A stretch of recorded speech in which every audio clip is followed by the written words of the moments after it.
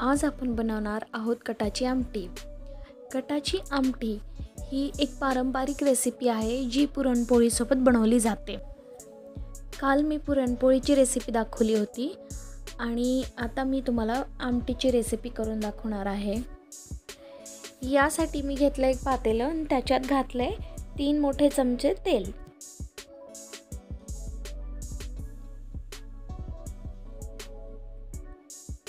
तेल आपलं गरम झालंय। आता यात घालू आपण मोहरी। मोहरी फुटली की त्यात घालायचं जिरं। हे आहे लसूण, असं मोठा मोठा असा वाटून घेतलाय, जास्त बारीक नाही केला। आता यात घातले मी टमाटे, कढीपत्ता,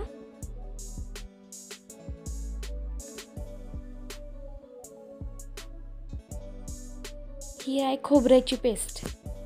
जास्त खोबरं नाही घातलं मी, त्याला भाजून घेतलं आणि त्याची मिक्सरला पेस्ट करून घेतली। आता टाकली लाल मिरची पावडर, काळा मसाला, कोल्हापुरी काळा मसाला। आता हे सगळं चांगलं आपण परतून घ्यायचं। टमाटे चांगले शिजले पाहिजे तोपर्यंत ह्याला चांगलं परतायचं। झालं, टमाटे आपले चांगले मॅश झालेले आहेत। आता ह्यात मी घातलंय मीठ,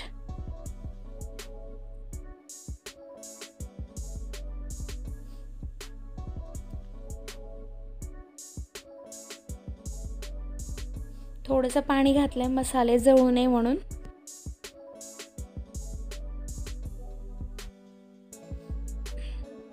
त्याला उकळी आली। आता ह्याच्यात येळवणी म्हणजेच कट, जो आपण पुरण शिजवल्यानंतर डाळ आणि येळवणी आपण वेगवेगळी केली होती, तो कट ह्याच्यात घातलाय मी। तुम्हाला येळवणी कशी बनवली ते माहीत करायचं असेल तर माझी पुरणपोळीची रेसिपी तुम्ही पाहू शकता, याच चॅनलवर आहे। आता ह्याला एक छानशी उकळी येऊस तर शिजवायचं आहे। झालं, आपली आमटी रेडी झाली। रेसिपी चांगली वाटली तर चॅनलला सबस्क्राईब करा आणि लाईक करा। चला तर मग भेटूया पुढच्या व्हिडिओमध्ये। बाय।